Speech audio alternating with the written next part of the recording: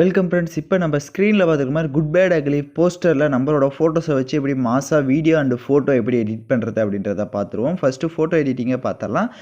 சேனலுக்கு first time வரீங்கன்னா subscribe பண்ணிவிட்டு வீடியோக்கும் ஒரு லைக் பண்ணிவிட்டு பாருங்கள். இப்போ வீடியோக்குள்ளே போகலாம். பிக்ஸார்ட் அப்ளிகேஷன் ஓப்பன் பண்ணிக்கோங்க. எடிட் ஏ ஃபோட்டோன்ற ஆப்ஷனை செலக்ட் பண்ணுங்கள். இந்த வீடியோக்கான மெட்டீரியல் எல்லாமே நம்ம டெலிகிராம் குரூப்பில் கொடுத்துருக்கேன். இப்போ ஸ்க்ரீனில் ஷோ ஆகிற மாதிரி டெலிகிராம் குரூப்பில் சர்ச் பண்ணிங்கன்னா மெட்டீரியல் வரும், யூஸ் பண்ணிக்கோங்க. ஃபஸ்ட்டு வந்துட்டு பேக்ரவுண்ட் இமேஜ் கொடுத்துருப்பேன், அதை செலக்ட் பண்ணிக்கோங்க.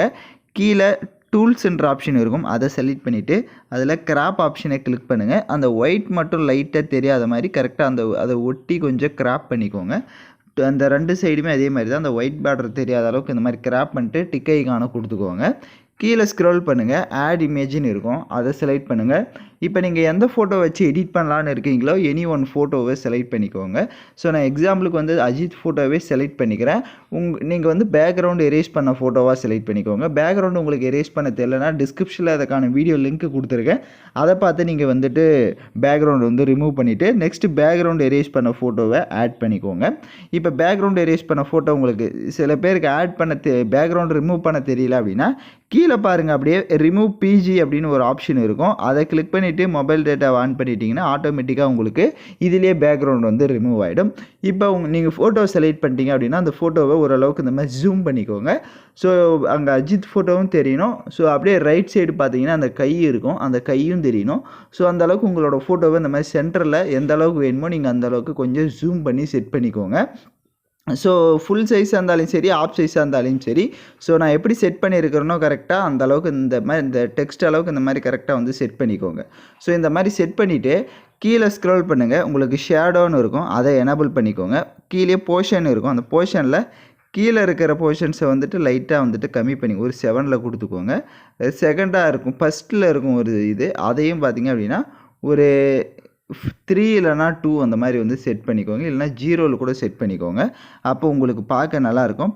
இப்போது டிக் ஐகானை கொடுத்துருங்க. இப்போது டிக் ஐகானை கொடுத்துட்டு கீழே ஸ்க்ரோல் பண்ணுங்கள், ஆட் இமேஜ்னு இருக்கும், அதை செலக்ட் பண்ணுங்கள். இப்போ ஃபஸ்ட்டு நம்ம பேக்ரவுண்ட் இமேஜ் வந்து செலக்ட் பண்ணியிருப்போம், அந்த இமேஜை எகைன் செலக்ட் பண்ணுங்கள். பேக்ரவுண்ட் இமேஜை செலக்ட் பண்ணிட்டு கீழே கிராப் ஆப்ஷனை கிளிக் பண்ணுங்கள்.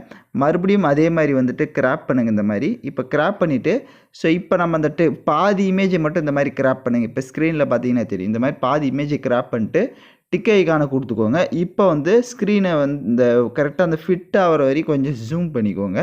ஸோ நான் எந்த அளவுக்கு ஜூம் பண்ணியிருக்கேனோ கரெக்டாக அந்த ஸ்க்ரீன் அளவுக்கு ஜூம் பண்ணிட்டு கீழே இதை வந்து செட் பண்ணிக்கோங்க. கீழே இந்த மாதிரி கரெக்டாக வந்து இந்த மாதிரி செட் பண்ணிவிட்டு மேலே பார்த்தீங்கன்னா எரேஸ் ஐகான் இருக்கும், அதை கிளிக் பண்ணுங்கள்.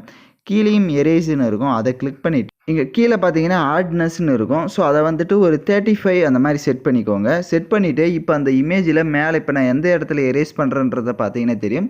ஸோ இந்த மாதிரி லைட்டாக வந்து எரேஸ் பண்ணுங்கள். ஸோ லைட்டாக எரேஸ் பண்ணிங்க அப்படின்னா ஆட்டோமேட்டிக்காக உங்களுக்கு வந்துட்டு அந்த இமேஜுக்குள்ளே உங்களுக்கு செட் ஆகிடும். லைட்டாக எரேஸ் பண்ணுங்கள், ரொம்பலாம் எரேஸ் பண்ண வேணாம். ஸோ இந்த மாதிரி எரேஸ் பண்ணி விட்டுட்டிங்க அப்படின்னா உங்களுக்கு இமேஜ் வந்து கரெக்டாக வந்துட்டு அந்த டெக்ஸ்ட்டும் தெரியும், நம்ம வந்துட்டு அப்படியே செட் பண்ண மாதிரி உங்களுக்கு இருக்கும். நான் கரெக்டாக சொன்ன மாதிரி பண்ணிக்கோங்க. பண்ணிவிட்டு டிக் ஐகானை கொடுத்துக்கோங்க. டிக் ஐகானை கொடுத்துட்டு மேலே பார்த்தீங்கன்னா உங்களுக்கு டவுன்லோட் ஐகான் இருக்கும், அதை கிளிக் பண்ணி இந்த இமேஜை ஃபஸ்ட்டு சேவ் பண்ணிக்கோங்க. ஏன்னா நெக்ஸ்ட்டு ஸ்னாப்சீட்டில் வந்துட்டு ஒரு சின்ன எடிட்டிங் தான் பண்ண போகிறோம். ஸ்னாப்சீட் அப்ளிகேஷனை ஓப்பன் பண்ணிக்கோங்க. ஓப்பன் பண்ணிவிட்டு ப்ளஸ் ஐகானை மேலே கிளிக் பண்ணிட்டு இப்போ கடைசி எடிட் பண்ண அந்த ஃபோட்டோவை செலக்ட் பண்ணிக்கோங்க. ஃபோட்டோ செலக்ட் பண்ணிட்டு கீழே டூல்ஸ் ஆப்ஷனை கிளிக் பண்ணுங்கள். போர்ட்ரைட்னு இருக்கும், அதை கிளிக் பண்ணிக்கோங்க. போர்ட்ரைட்டில் இந்த இப்போ பார்த்தீங்கன்னா உங்களுக்கு ஸ்க்ரீனில் வந்துட்டு நிறைய எஃபெக்ட் இருக்கும், அதில் எது வேணுமோ நீங்கள் அதை வந்து செட் பண்ணிக்கலாம். அப்படி எதுவும் வேணான்னா விட்டுருங்க. இப்போ கீழே எகைன் டூல்ஸ் ஆப்ஷனை கிளிக் பண்ணி ஃபஸ்ட்டு டியூன் இமேஜ்னு இருக்கும், அதில் வந்து உங்கள் ஃபோட்டோவுக்கு ஸ்டேச்சுரேஷன் வேணும் அப்படின்னா ஸ்டேச்சுரேஷனை இன்க்ரீஸ் பண்ணிக்கோங்க. ஆனால் பேக்ரவுண்ட்லேயும் பார்த்தீங்கன்னா அந்த ஸ்டேச்சுரேஷன் ஓவராக இருக்கும். அதுக்கு என்ன பண்ணணும் அப்படின்னா உங்களோட ஃபோட்டோஸ்க்கு ஏற்ற மாதிரி உங்களோட ஃபேஸுக்கு நீங்கள் ஆட் பண்ண ஃபோட்டோஸ்க்கு எந்த அளவுக்கு ஸ்டேச்சுரேஷன் வேணுமோ அந்த அளவுக்கு செட் பண்ணிவிட்டு டிக் ஐகானை கொடுத்துருங்க. மேலே பார்த்தீங்கன்னா ஒரு ஏரோ மார்க் மாதிரி ஒரு ஆப்ஷன் இருக்கும். ஸோ அதை கிளிக் பண்ணி வியூ எடிட்ஸை கிளிக் பண்ணுங்கள். இப்போ டியூன் இமேஜ்னு இங்கே கீழே இருக்கும், அதை செலக்ட் பண்ணிவிட்டு இந்த சென்டரில் பென்சில் ஐகானை கிளிக் பண்ணுங்கள். இப்போ கீழே பாருங்கள், இங்கே ஹப்பில் 100 பாயிண்ட் இருக்கும், அந்தளவுக்கு செட் பண்ணிட்டு உங்கள் ஃபேஸை வந்து நல்லா ஜூம் பண்ணி கரெக்டாக உங்கள் ஃபேஸுக்கு மட்டும் அந்த ஸ்டேச்சுரேஷனை நீங்கள் செட் பண்ணிக்கோங்க. அப்போ உங்களுக்கு பேக்ரவுண்ட் எல்லாமே அதே கலரில் கரெக்டாக இருக்கும். இந்த நம்மளோட ஃபோட்டோஸை மட்டும் நம்ம சேஞ்ச் பண்ண அந்த ஃபேஸுக்கு வந்து கலர் சேஞ்ச் பண்ண மாதிரி இருக்கும். ஸோ அதை மட்டும் கரெக்டாக வந்து பண்ணிக்கோங்க.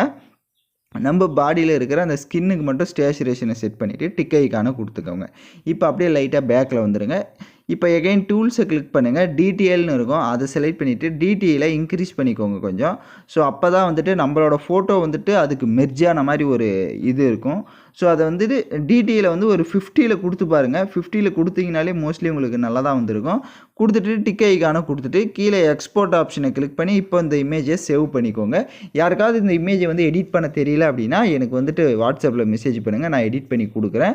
ஸோ இதை இப்போ எப்படி எடிட் பண்ணமோ இதை அப்படியே இன்ஷாட்டில் போட்டு நீங்கள் சிம்பிளாக ஏதோ ஒரு எஃபெக்ட்டை போட்டு ஒரு சாங்கை போட்டு நீங்கள் மாசாக வீடியோஸ் வந்து மேக் பண்ணிக்கலாம்.